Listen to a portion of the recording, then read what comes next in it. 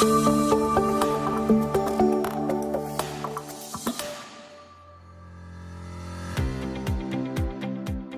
хөтөлбөрийн магадлан идэвхжлийн комиссийн гишүүд шинжээчдийг чадваржуулах хэлэлцүүлэг зохион байгууллаа. Боловсролын магадлан идэвхжлэх үндэсний зөвлөл 2025 оны 10 дугаар сарын 23-ны өдөр сургалтын хөтөлбөрийн магадлан идэвхжлийн комиссийн гишүүд шинжээчдийг чадваржуулах хэлэлцүүлгийг амжилттай зохион байгууллаа. Хэлэлцүүлэгт дээд боловсролын байгууллагуудын төлөөлөл, боловсролын чиглэлийн хөтөлбөрийн магадлан идэвхжлэх комиссийн дарга, гишүүд, шинжээчид болон салбарын мэргэжилтнүүд өргөнөөр оролцлоо.